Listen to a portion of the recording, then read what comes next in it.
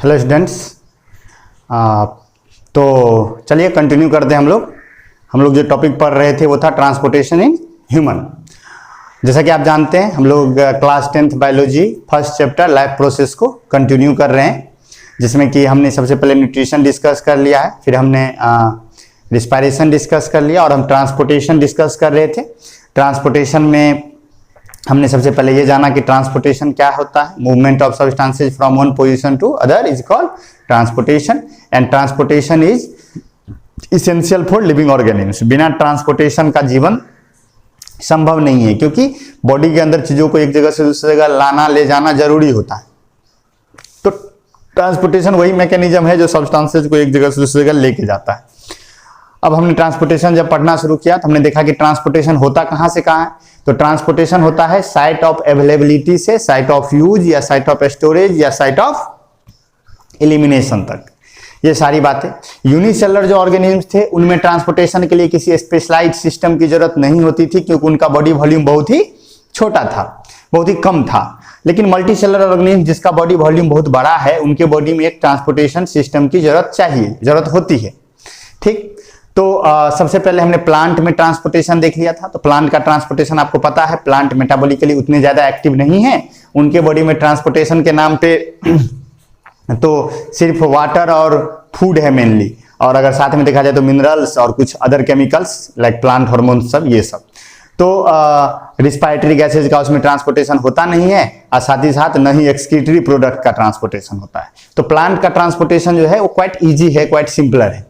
तो वाटर और मिनरल्स के ट्रांसपोर्टेशन के लिए उसके बॉडी में जाइलम वेसल्स थे या जाइलम था, और फूड और अदर केमिकल्स के लिए फ्लोएम था। तो प्लांट का ट्रांसपोर्टेशन हमने क्लियर कर लिया था। फिर हमने ट्रांसपोर्टेशन इन ह्यूमन में बात करनी शुरू की। तो ह्यूमन में ट्रांसपोर्टेशन की अगर हम बात करें तो ह्यूमन में एक स्पेशलाइज्ड ऑर्गेन सिस्टम होता है for the purpose of transportation, और उस स्पेशलाइज्ड ऑर्गेन सिस्टम को हम कहते हैं ह्यूमन सर्कुलेटरी सिस्टम, जो हमने कल के प्रीवियस लेक्चर में हमने बात की थी। ह्यूमन सर्कुलेटरी सिस्टम में हमने देखा था कि वो तीन चीजों की बनी होती है। First is blood, second is blood vessels and third is heart. इन तीन चीजों से मिलके बना होता है हमारा सर्कुलेटरी सिस्टम। तो जिसमें हमने सबसे पहले ब्लड पे बात की। तो ब्लड में आपने देखा कि ब्लड एक रेड कलर का फ्लूइड कनेक्टिव टिश्यू है, जो हमारे बॉडी के अलग अलग पार्ट्स को कनेक्ट करता है और सब्सटेंसेज को एक जगह से दूसरी जगह ट्रांसपोर्ट करता है। फिर ब्लड पे हमने बात की, तो ब्लड के स्ट्रक्चर की जब हमने देखा तो उसके दो पार्ट्स हो सकते हैं, एक प्लाज्मा और एक ब्लड कॉर्पेस्कुल्स।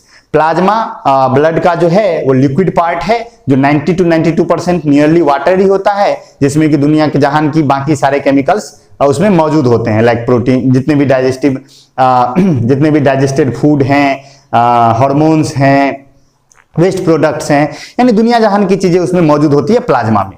और वो नियरली ब्लड वॉल्यूम का 55% कॉन्स्टिट्यूट करता है, यानी टोटल ब्लड वॉल्यूम का 55% प्लाज्मा ही है। और बाकी जो 45% है उसमें टाइनी स्ट्रक्चर्स हैं जो प्लाज्मा के अंदर सस्पेंडेड होते हैं, और उन टाइनी स्ट्रक्चर्स जो सस्पेंडेड होते हैं उसे हम कहते हैं ब्लड कॉर्पेस्कुल्स। ब्लड कॉर्पेस्कुल्स की हमने बात की तो तीन तरह के ब्लड कॉर्पेस्कुल्स आपने देखा था। सबसे पहले आरबीसी था, जिसे हम इरिथ्रोसाइट्स भी कहते थे, दूसरा डब्ल्यूबीसी था जिसे हम ल्यूकोसाइट्स भी कहते थे, और तीसरा प्लेटलेट्स था जिसे हम थ्रोम्बोसाइट्स भी कहते थे। आरबीसी का काम होता था ऑक्सीजन को कैरी करना from lungs to other parts of the body, and जो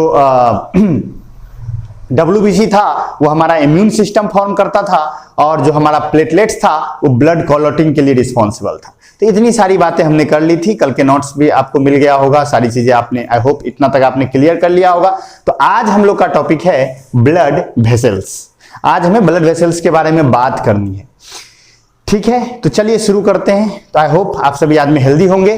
तो चलिए शुरू करते हैं आज का टॉपिक, जो कि है ब्लड वेसल्स। ओके ठीक है बाबू, ध्यान दीजिए। ब्लड वेसल्स हैं क्या, एकदम सिंपल वर्ड्स में बात करेंगे, ध्यान से सुनिए, पूरी तरह से समझ में आ जाएगा। कुछ भी भयंकर नहीं है, कोई रॉकेट साइंस नहीं है, एकदम इजी है। छोटा सा लेक्चर है आज का, सिर्फ ब्लड वेसल्स डिस्कस करेंगे, फिर हार्ट हम लोग अलग लेक्चर में डिस्कस करेंगे, ठीक है। तो ब्लड वेसल्स की बात करें तो ब्लड वेसल्स वैसे चैनल्स हैं जिनसे होके ब्लड फ्लो करता है। एक बात बताइए बाबू कि ब्लड क्या एक फ्लूइड है या क्या लिक्विड है, और लिक्विड को फ्लो करने के लिक्विड को आप हमेशा पता है कि उसको एक कंटेनर चाहिए। तो ब्लड अगर हमारे बॉडी में फ्लो करेगा तो वो भी एक चैनल से पास करेगा, यानी ट्यूब लाइक स्ट्रक्चर से गुजरेगा। तो जिन ट्यूब लाइक स्ट्रक्चर से, जिन चैनल से ब्लड फ्लो करता है उसे हम ब्लड वेसल्स कहते हैं। क्या कहते हैं? ब्लड वेसल्स कहते हैं। याद कीजिए, आप बायोडायवर्सिटी पढ़े हुए हैं तो आपने उसमें देखा था open circulatory system and close circulatory system. Close circulatory system जिन भी ऑर्गेनिज्म में होता था उनमें ब्लड जो है ब्लड वेसल्स में बहती थी, चैनल्स में बहती थी। और ओपन सर्कुलेटरी सिस्टम में क्या होता था? Blood direct blood body tissues blood में नहाते रहते थे। याद होगा आपको। क्लोज सर्कुलेटरी सिस्टम किस किस फाइलम में था? ऑर्थोपोडा में था और फिर मेमेलिया में था, है ना। बाकी सब में तो ओपन सर्कुलेटरी सिस्टम ही था। चलिए ठीक है, उस पर हम लोग नहीं जाते, इसमें आते हैं। तो ब्लड वेसल्स क्या है ये समझ लीजिए। ब्लड वेसल्स वैसे ट्यूब लाइक स्ट्रक्चर हैं, वैसे चैनल्स हैं जिनसे होके ब्लड फ्लो करता है। ठीक, आगे बढ़े तो ब्लड वेसल्स की अगर बात करें तो हमारे बॉडी में 3 तरह के ब्लड वेसल्स हैं। 3 तरह के blood vessels. First is arteries, second is veins and third is capillaries. Arteries, veins and capillaries. Arteries क्या होता है? आर्टरीज हमारे बॉडी के वैसे ब्लड वेसल्स हैं जो ब्लड को हार्ट से बॉडी के दूसरे पार्ट में लेके जाता है। ध्यान से सुनिएगा, आर्टरीज हमारे बॉडी के वैसे ब्लड वेसल्स हैं जो ब्लड को हार्ट से बॉडी के दूसरे पार्ट्स में लेके जाता है। ठीक है, जैसे कि मान लीजिए कि हार्ट में हमारा ब्लड है, हार्ट ब्लड को पंप करता है, तो ब्लड को जो बॉडी के दूसरे पार्ट्स में ले जाने का काम है वो आर्टरीज करेगा। तो देखिए, सबसे पहला पॉइंट है कि arteries carry blood from heart to other parts of the body. Okay, first point ये याद रखना है आर्टरीज के बारे में। सेकेंड पॉइंट क्या है कि आर्टरीज जो है वो ऑक्सीजनेटेड ब्लड कैरी करती हैं। What do you mean by oxygenated blood? देखिए, जैसे कि आप रिस्पायरेशन में पढ़ चुके हैं कि जब हम इनहेल करते हैं तो क्या होता है, हमारे लंग्स में एल्वियोलाई में हवा भरता है और ऑक्सीजन वहां से क्या किया जाता है? ब्लड में लाया जाता है और कार्बन डाइऑक्साइड को ब्लड से फिर से एल्वियोलाई के अंदर छोड़ दिया जाता है, जो कि एक्सहेलेशन से बाहर चला जाता है। तो जब ये काम होगा, ये जो गैसियस एक्सचेंज होगा, तो ब्लड में क्या होगा? ऑक्सीजन कंटेंट बढ़ जाएगा, कार्बन डाइऑक्साइड कंटेंट घट जाएगा। तो जिस ब्लड में ऑक्सीजन कंटेंट ज्यादा हो उसे हम कहते हैं ऑक्सीजनेटेड ब्लड। क्या कहते हैं? Oxygenated blood. ऑक्सीजनेटेड ब्लड का मतलब हुआ कि वैसा ब्लड जिसमें ऑक्सीजन का जो कंटेंट है वो बहुत ज्यादा है, तो ऑक्सीजनेटेड ब्लड। तो जो आर्टरीज हैं वो ऑक्सीजनेटेड ब्लड कैरी करती हैं। कहने का मतलब वैसे ब्लड को कैरी करती हैं जिसमें ऑक्सीजन की मात्रा काफी अधिक होती है। और लेकिन एक आर्टरी हमारे बॉडी के अंदर ऐसा है जो डीऑक्सीजनेटेड ब्लड कैरी करता है। डीऑक्सीजनेटेड ब्लड मतलब वैसा ब्लड जिसमें कार्बन डाइऑक्साइड कंटेंट अच्छा खासा है। जिसमें कार्बन डाइऑक्साइड कंटेंट ज्यादा होगा डीऑक्सीजनेटेड ब्लड, और जिसमें कार्बन डाइऑक्साइड कंटेंट कम होगा, ऑक्सीजन कंटेंट ज्यादा होगा, वो ऑक्सीजनेटेड ब्लड। तो आर्टरीज का काम है ऑक्सीजनेटेड ब्लड को कैरी करना। लेकिन हमारे बॉडी के अंदर एक ऐसा आर्टरी है जो डीऑक्सीजनेटेड ब्लड कैरी करता है और उस आर्टरी का नाम है पल्मोनरी आर्टरी। क्या कहते हैं? Pulmonary artery. देखिए यहां पॉइंट्स लिखा गया है कि carry oxygenated blood accept pulmonary artery. Pulmonary artery को छोड़कर ये सारे आर्टरी ऑक्सीजनेटेड ब्लड कैरी करते हैं। देखिए, अब पल्मोनरी आर्टरी क्यों डीऑक्सीजनेटेड ब्लड कैरी करता है वो समझिए। देखिए, एक बात बताइए, हमारे बॉडी में डीऑक्सीजनेटेड ब्लड ऑक्सीजनेटेड ब्लड में कहां कन्वर्ट होगा? लंग्स में। लंग्स ही वो साइट होगा जहां पर डीऑक्सीजनेटेड ब्लड को ऑक्सीजनेटेड ब्लड में बदला जाएगा, क्योंकि वहीं पर गैसेस एक्सचेंज होगा। तो डीऑक्सीजनेटेड ब्लड ऑक्सीजनेटेड ब्लड में कन्वर्ट होगा इन द लंग्स। तो वो आर्टरी जो ब्लड को हार्ट से लंग में ले जाता होगा। देखिए, आपको ये बात पता है कि आर्टरी ही ब्लड को कैरी करती है from heart to each part of the body. ये तो आपको पता है। आर्टरी हार्ट से ब्लड ले जाने का काम किसका है? आर्टरी का। तो वैसा ब्लड जो हार्ट से लंग की ओर जाता होगा उसमें ऑक्सीजन ज्यादा होगा कि कार्बन डाइऑक्साइड? ऑब्वियस है, कार्बन डाइऑक्साइड ज्यादा होगा, क्योंकि वो लंग की तरफ जा रहा है ना। लंग में ही जाके तो वो डीऑक्सीजनेटेड से ऑक्सीजनेटेड बनेगा, तो अभी तो उसके पास कार्बन डाइऑक्साइड ज्यादा है। तो पल्मोनरी आर्टरी वैसा आर्टरी है जो ब्लड को हार्ट से लंग में ले जाता है और वो डीऑक्सीजनेटेड ब्लड कैरी करता है। आई होप आपको ये समझ में आ गया होगा। तो pulmonary artery deoxygenated blood carry करता है। अगर आर्टरी की बात करें तो देखिए, हार्ट जो है ब्लड को जबरदस्त प्रेशर पे पंप करता है। हार्ट का जो प्रेशर होता है, हार्ट जो ब्लड पंप करता है आपके आर्टरीज में, वो प्रेशर बहुत ज्यादा होता है। वो प्रेशर इतना ज्यादा होता है कि अगर आपके आर्टरी को कट किया जाए ना, अगर मान लीजिए 1 मिनट के लिए सोच लीजिए कि आर्टरी को हम कट कर दिए, तो ब्लड जो निकलेगा वो 30 फीट ऊपर तक उड़ के जाएगा। अगर आप उसको ऐसे हाथ को ऐसे कर दीजिए और ऐसे काट दीजिए हाथ को, इसमें से जो ब्लड निकलेगा वो इतना प्रेशर पे होता है कि वो ब्लड 30 फीट ऊपर चला जाएगा। सोच के देखिए कितना जबरदस्त प्रेशर है। इतने ज्यादा प्रेशर पे हार्ट ब्लड को पंप करता है, और करना जरूरी है। इतना प्रेशर पे पंप करेगा तब ना हेड टू टो पहुंचेगा। अरे सर से पैर तक ब्लड को पहुंचाना है तो अच्छा खासा प्रेशर पे पंप करना होगा ना। पतली पतली ब्लड वेसल से अगर गुजारना है ब्लड को तो अच्छा खासा प्रेशर होना चाहिए। तो हार्ट बहुत ज्यादा प्रेशर पे ब्लड पंप करता है, और बहुत ज्यादा प्रेशर पे ब्लड पंप करने के लिए तो अब एक बात बताओ, अगर मशीन पावरफुल हो तो पाइप भी मोटा होना चाहिए ना, नहीं तो पाइप फट जाएगा ना। तो इसीलिए जो आर्टरी होता है वो थिक वाल्ड होता है। थिक वाल्ड यानी इसके जो वाल होते हैं वो मोटे होते हैं, इलास्टिक होते हैं। इलास्टिक जानते हो इलास्टिक मतलब क्या? इलास्टिक मतलब कि जो फैल सकता है, जो जल्दी फटेगा नहीं, फैलेगा। तो आर्टरी के वाल थिक होते हैं, इलास्टिक होते हैं, मस्कुलर तो होंगे ही।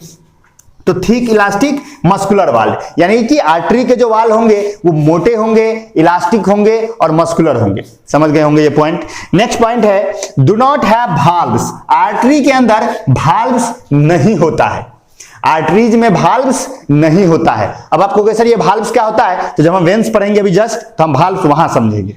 समझ गए? तो यहां भी आप 1 मिनट के लिए याद रखिए बस कि आर्टरीज में भाल्व्स नहीं होता है। डिप्लीसिटेड, डिप्लीसिटेड कहने का मतलब हमारे बॉडी में जो आर्टरीज होती हैं वो गहराई में होती है। जब आप ऐसे नस देखते हैं तो हाथ सब पे नस दिखता है ना आपको, ब्लड वेसल्स दिखती हैं कुछ ऐसे ऐसे नस सब दिखता है ना बाबू। तो ये जितने भी नस आपको दिख रहे हैं ना ये सारे के सारे वेन्स हैं, आर्टरीज नहीं है। आर्टरीज बॉडी के गहराई में होती है, हमारे बॉडी के मसल्स के अंदर होती है, थोड़ी धसी हुई होती है, सुपरफेशियली नहीं होती है, यानी कि सरफेस पर नहीं होती है, थोड़ी सी गहराई में होती है।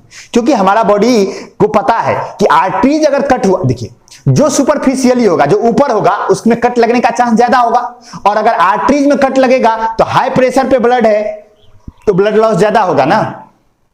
तो ब्लड लॉस अगर हाई प्रेशर पे, अगर मान लो कट गया, हाई प्रेशर पे बह रहा है तो ज्यादा ब्लड बाहर निकलेगा ना उससे होके, क्लॉटिंग करना मुश्किल होगा, रोकना मुश्किल होगा। हाई प्रेशर पे कोई चीज बह रहा हो, मान लीजिए कि आपका पाइप है, उसमें पानी बहुत तेजी से बह रहा है, बहुत ज्यादा प्रेशर पे पानी है, उसमें कोई कट हो जाए तो उस पाइप में पानी को रोकना कठिन है, लेकिन उसी की जगह पे कोई दूसरा पाइप हो जिसमें कि पानी कम प्रेशर पे बह रहा है तो उसको रोकना आसान है ना। तो चूंकि आर्टरीज के अंदर जो ब्लड पंप हो रहा है वो हाई प्रेशर पे पंप हो रहा है, तो इसलिए बॉडी ने क्या किया, उसे डिप्लीसिटेड किया, यानी कि बॉडी के गहराई में दिया कि जिससे उसमें कट लगने का खतरा क्या हो, कम हो। समझ गए ना? तो डिप्लीसिटेड का मतलब यही है कि गहराई में होता है, यानी कि हमारे बॉडी के ऊपर नहीं होता है, थोड़ा गहराई में होता है। और next point blood flows at high pressure, जो कि हम बात करते आ रहे हैं कि आर्टरीज में जो ब्लड बहता है वो हाई प्रेशर पे बहता है। तो ये सारी बातें थी आर्टरीज की, तो समझ में आ गया। आर्टरीज हार्ट से बॉडी के अलग अलग पार्ट्स में ब्लड ले जाने का काम करता है। सारी आर्टरीज ऑक्सीजनेटेड ब्लड कैरी करती है, बस एक को छोड़कर जिसका नाम है पल्मोनरी आर्टरी, जो ब्लड को हार्ट से लंग में लेके जाता है। इसका जो वाल होता है वो मोटा होता है, इलास्टिक होता है, मस्कुलर होता है, इसमें वाल्व्स नहीं होती हैं, और ब्लड जो है हाई प्रेशर पे फ्लो करता है।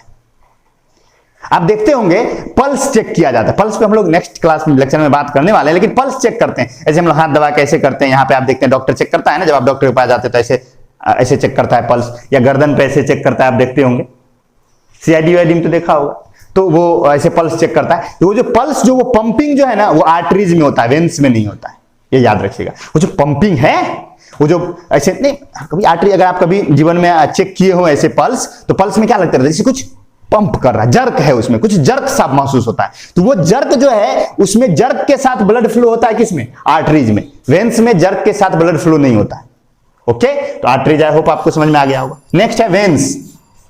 आर्टरीज का जस्ट उलट, जैसे आर्टरीज बॉडी के सारे पार्ट्स में ब्लड ले जाता था हार्ट से, तो वेन्स क्या करेगा, बॉडी के सारे पार्ट से ब्लड लाएगा हार्ट में।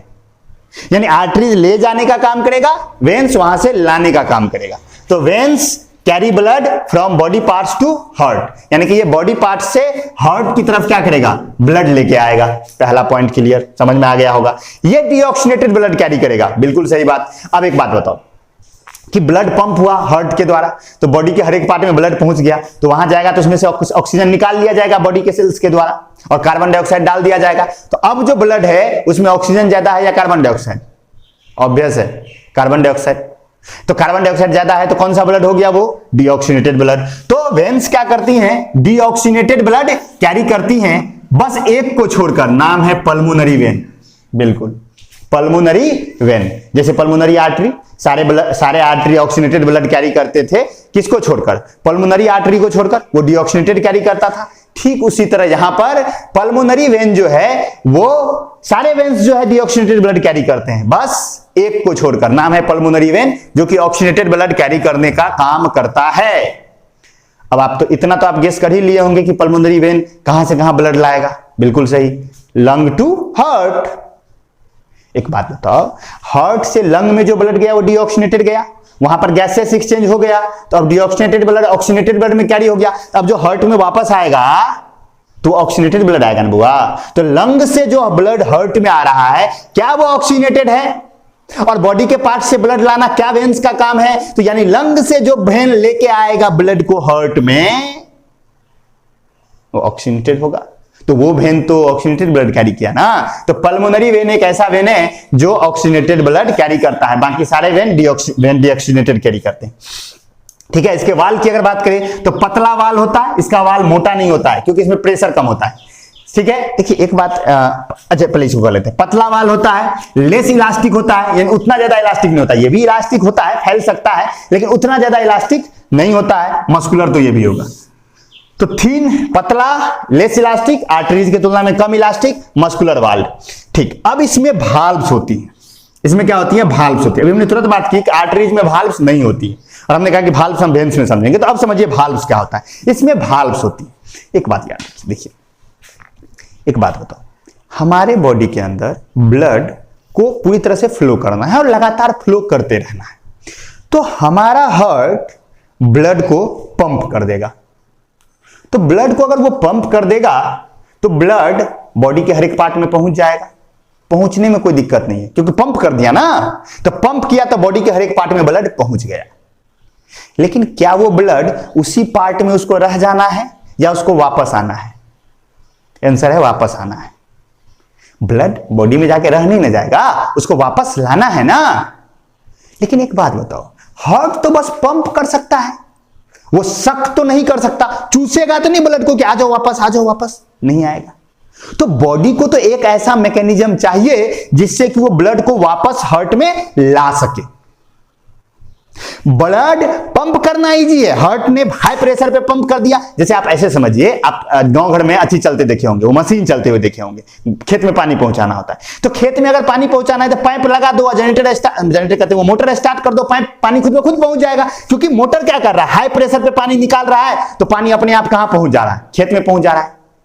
लेकिन अगर सोचो कोई ऐसा मैकेनिज्म हो कि खेत से पानी वापस मोटर में लाना है, तो क्या वो मोटर काम आएगा? नहीं आएगा, क्योंकि मोटर तो बस पंप कर सकता है, वो सक थोड़े कर सकता है। तो हार्ट भी बस क्या कर सकता है? पंप कर सकता है, वो सक तो नहीं कर सकता। समझ रहे हो ना बात? तो हार्ट में वापस ब्लड को लाना है, उसके लिए तो मैकेनिज्म चाहिए ना। तो वो काम करता है कौन? वेन करता है। तो वेन में ब्लड सक तो नहीं हो रहा है, उसको तो ब्लड लाना है, और वो लाता है, और उसमें मदद करता है उसका भाल्व्स। क्या करता है? भाल्व। देखिए यहां डायग्राम बनाया गया है, ये एक वेन दिखाया गया है, आपको शायद दिख रहा हो, ये एक वेन दिखाया गया है। देखिए वेन, थोड़ा ध्यान दीजिएगा, ये थोड़ा सा कॉम्प्लेक्स है, बुक्स में नहीं रहता है। तो ये वेन है, और देखिए इसमें ऐसे वाल्व्स हैं, देख रहे हैं ये वाल्व्स हैं, ये जो दिख रहे हैं आपको ऐसे, ये वाल्व्स हैं, ये वाल्व्स हैं जो मैं अभी चला रहा हूं, ये वाल्व्स है। और इसमें ब्लड है, देखिए ब्लड है, इसमें ब्लड मौजूद है। अब देखिए ये जो है ऊपर में आप देख रहे हैं, ये मसल्स हैं, यही मसल्स ब्लड को आगे भेजेंगे। कैसे? सो देखिए ये सब मसल्स हैं, वेन के ऊपर में ये सब मसल्स हैं। अब होगा क्या? ये जो मसल है वो ऐसे कंट्रैक्ट करेगा। ये मसल जब कंट्रैक्ट करेगा तो ये मसल अभी ऐसे है, और जब ये कंट्रैक्ट करेगा तो क्या ये ऐसे होगा? देखिए ये अभी ऐसे है बाबू, ये भी ऐसे है, और ये ऐसे कंट्रैक्ट करेगा तो ये ऐसे मोटा होगा ना। ये ऐसे है, ये ऐसे कंट्रैक्ट करेगा तो मोटा होगा, तो मोटा होगा। और यहां पर क्या है? देखिए यहां पे जब ये मोटा होगा तो देखिए ये जो वेन्स के वाल हैं वो क्या होंगे? जब दोनों तरफ से मसल कंट्रैक्ट करेगा तो ये दबेगा, तो वेन का जो वाल है वो नीचे अंदर की ओर दबेगा। अंदर की ओर जब दबेगा तो यहां जो ब्लड है वो इधर भी भागेगा और इधर भी भागना चाहेगा। अब एक बात बताओ, पाइप में पानी है और पाइप को आप ऐसे दबाओगे तो जहां पैर रखोगे पाइप पर, वो पानी आगे पीछे दोनों तरफ भागना चाहेगा ना, दोनों तरफ भागना चाहेगा। लेकिन यहां पर क्या है? भाल्व्स हैं। जो ही ये बैक की तरफ भागना चाहेगा, यहां से देखिए, जो ही ये बैक की तरफ भागना चाहेगा तो ये भाल्व क्लोज हो जाएगा। तो देखिए ये भाल्व क्या हो गया? क्लोज हो गया। जो ही ये बैक की तरफ जाने लगा तो ये भाल्व क्या हो गया? क्लोज हो गया। जो भाल्व अब तक क्या था? देखिए ये वेन है, ये मान लीजिए ये वेन है और ये ऐसे वाल्व है। तो यहां जो ही ये मसल दबा तो ब्लड बैक मारने लगा, ये वाल्व क्लोज हो गया। तो जो ही ये वाल्व क्लोज हुआ तो अब यहां जो ब्लड है और ऊपर से मसल दब रहा है, तो ये तो इसको बैक तो आने नहीं देगा, रास्ता तो बंद हो गया बैक आने का। वाल्व ने क्या किया, बैक फ्लो को रोक दिया। तो बैक फ्लो जो ही रुका और मसल दबा तो ब्लड आगे की तरफ पुश हो गया। समझ रहे हो बात? तो ये क्या हुआ, जो ही ये मसल कंट्रैक्ट किया तो यहां का जो ब्लड था वो बैक भी भागा, फॉरवर्ड भी भागा, आगे की ओर भी पुश हुआ, बैक की ओर भी पुश हुआ। लेकिन बैक में क्या है, वाल्व है, वाल्व ने क्या किया, बैक फ्लो को प्रिवेंट कर दिया, बैक फ्लो नहीं होने दिया। तो बैक फ्लो जो ही नहीं होने दिया तो ये ब्लड आगे की तरफ पुश हुआ, तो ब्लड आगे बढ़ गया। अब क्या होगा, अब यहां जो दूसरा मसल है अब वो कंट्रैक्ट करेगा, और वो जब कंट्रैक्ट करेगा तो ये वाल्व क्लोज हो जाएगा, और ये वाल्व क्लोज होगा तो ब्लड फिर आगे की ओर पुश हो जाएगा। तो इस तरह से जो वेन के बगल के जो मसल्स हैं वो लगातार कंट्रैक्ट रिलैक्स करके रिदमिक रूप से बारी बारी से कंट्रैक्ट रिलैक्स करके ब्लड को किधर की ओर पुश करते हैं, हार्ट की ओर। तो ये ब्लड धीरे धीरे पुश हो जाएगा किसकी तरफ, हार्ट की तरफ। तो आर्टरीज में तो बैक फ्लो को रोकना नहीं है, आर्टरीज में तो पंप हो रहा है, एकदम हार्ट एकदम दम लगा के पंप कर रहा है, हमको काहे का वाल्व चाहिए। तो आर्टरीज में इसीलिए वाल्व्स नहीं है, वेन में वाल्व्स हैं। किस लिए, जिससे कि ब्लड का बैक फ्लो ना हो। आई होप आपको समझ में आया होगा। कोई दिक्कत हो तो डॉट सेक्शन में आप पूछिएगा। सुपरफिशियली लोकेटेड मतलब क्या है कि जो हमारा वेन्स होता है वो सुपरफिशियली होता है, यानी बॉडी के ऊपर में जो भी आपको वो दिख रहा है, आपको ये नस सब जो बॉडी के ऊपर में देखिए हाथ सब पे दिखता है ना, तो ये सब जो नस है वो कौन सा नस है, वेन्स है। समझ गए? और इसमें जो ब्लड फ्लो होता है वो उतना ज्यादा प्रेशर पे फ्लो नहीं होता है, प्रेशर जो है ब्लड का अच्छा खासा कम होता है, क्योंकि इसमें थोड़े पंप हो रहा है, तो इसका इसके अंदर में जो ब्लड का प्रेशर होता है वो काफी कम होता है। आई होप आपको वेन्स समझ में आ गया। वेन्स में मैं फिर से एक बार बोल दूं, वेन्स में क्या क्या है। वेन्स का काम है बॉडी के अलग अलग पार्ट से ब्लड को हार्ट में लाना। ये डीऑक्सीनेटेड ब्लड कैरी करता है, बस एक को छोड़कर, नाम है पल्मोनरी वेन। ये थीन लेस इलास्टिक मस्कुलर वाल्व होता है, इसके पास वाल्व्स होता है जो कि ब्लड के बैक फ्लो को प्रिवेंट करता है, और सुपरफिशियली लोकेटेड होता है, और इसमें जो ब्लड फ्लो होता है वो कम प्रेशर पे फ्लो होता है। अब हम बात करें कैपिलरीज की, जो कि हमारा तीसरा और आखिरी ब्लड वेसल्स है। कैपिलरीज आप समझ लीजिए कि बहुत ही छोटे, इतने छोटे कि माइक्रोस्कोपिक। कैपिलरीज को देखने के लिए आपको माइक्रोस्कोप लगाना होगा, यानी कि ज्यादा मोटा नहीं होता है, बहुत ही पतला होता है। तो microscopic extremely thin walled blood vessels, यानी कैपिलरीज जो होती हैं वो माइक्रोस्कोपिक होती हैं, बहुत पतली होती हैं, और उसका जो वॉल होता है वो एक्सट्रीमली थिन होता है, बहुत ज्यादा पतला होता है। कहीं कहीं तो कैपिलरीज का जो वॉल होता है वो सिंगल सेल थिक होता है, एक सेल थिक। आप सोचिए कितना पतला वॉल होगा। अब आप कहोगे सर इतना पतला क्यों? इतना पतला इसलिए बाबू, जिससे कि एक्सचेंज ऑफ मटेरियल हो सके। ध्यान से सुनिएगा, ब्लड का काम क्या है, मटेरियल को एक जगह से दूसरी जगह लेके जाना। तो जो बॉडी फ्लूइड है और जो ब्लड है, बॉडी फ्लूइड का मतलब हुआ कि टिश्यूज के बीच में मौजूद फ्लूइड, जो हमारे सेल्स हैं, तो सेल्स के बीच में भी तो फ्लूइड मौजूद है, तो उसे हम कहते हैं बॉडी फ्लूइड। तो जो बॉडी फ्लूइड है और जो ब्लड है, उनके बीच में मटेरियल का एक्सचेंज होगा। जैसे मान लो कि ब्लड ऑक्सीजन लेके गया, तो ऑक्सीजन ब्लड में से निकल के बॉडी फ्लूइड में जाएगा, और कार्बन डाइऑक्साइड बॉडी फ्लूइड में से निकल के ब्लड में आएगा। डाइजेस्टेड फूड जो है ब्लड में से निकल के बॉडी फ्लूइड में जाएगा, और जो वेस्ट प्रोडक्ट है वो बॉडी फ्लूइड से निकल के ब्लड में आएगा। तो ये एक्सचेंज होना चाहिए ना, और ये एक्सचेंज किस प्रोसेस से होगा? By the process of diffusion. ये एक्सचेंज ऑफ मटेरियल जो होगा वो किस प्रोसेस से होगा? By the process of diffusion. और डिफ्यूजन होने के लिए जो बीच में वॉल है वो पतला होना चाहिए ना, पतला होगा तब ना ज्यादा परमिएबल होगा, तो वॉल एकदम पतला होना चाहिए। तो कैपिलरीज ही जो है वो site of exchange of material है। देखिए ध्यान दीजिए, site of exchange of material, यानी कैपिलरीज ही site of exchange of material है। यानी बॉडी फ्लूइड और ब्लड के बीच में जो भी मटेरियल का एक्सचेंज होगा, आदान प्रदान होगा, वो कहां होगा? कैपिलरीज में ही होगा। कहां होगा? कैपिलरीज में ही होगा। तो कैपिलरीज का वॉल बहुत ज्यादा पतला होना चाहिए, तो होता है। तो इसीलिए लिखा हुआ है कि माइक्रोस्कोपिक एक्सट्रीमली थीन वॉल्ड ब्लड वेसल्स, यानी इसका जो वाल होता है वो बहुत पतला होता है। और कोई आपसे रीजन पूछे क्यों पतला होता है, हम आंसर देंगे क्योंकि ये site of exchange of material है। यहीं पर क्या होगा, मटेरियल का एक्सचेंज होगा। तो एक्सचेंज होने के लिए वाल पतला होना चाहिए ना, समझ में आ गया होगा।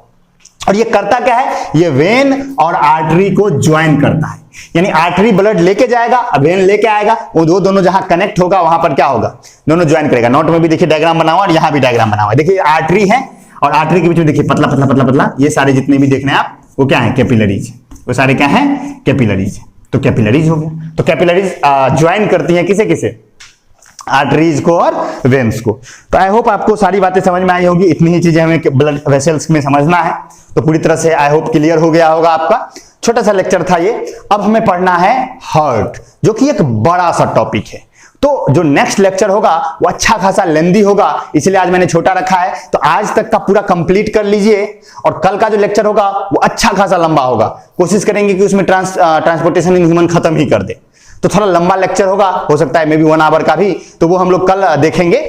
आज आप लोग को छोटा लेक्चर मिला है तो आज तक का आप कंप्लीट कर लीजिए। बुक में से पढ़ना है तो बुक में से पढ़ लीजिए। नोट्स मिल ही चुका है, जो आपका प्रीवियस लेक्चर का नोट मिला है उसी में ब्लड वेसल्स का भी सीट है। वैसे इसके डिस्क्रिप्शन बॉक्स में भी नोट है, तो आप वहां से डाउनलोड कर लीजिए और नोट बना लीजिए बढ़िया से। इतना को क्लियर कर लीजिए। कोई भी डाउट हो तो कल इवनिंग तक का टाइम है आपके पास, कल इवनिंग तक में आप पूछिए उसको। और कल इवनिंग में हम ह्यूमन हार्ट का वीडियो जो है अपलोड होगा, तो उसे आप आराम से देखिएगा और समझ में आएगा। ट्रांसपोर्टेशन खत्म हो जाएगा तब एक्सक्रीशन, तो हम लोग जल्दी जल्दी खत्म करेंगे। आई होप आपको समझ में आया होगा। ओके, तो कल मिलते हैं हम लोग। Thank you, see you soon, bye bye, take.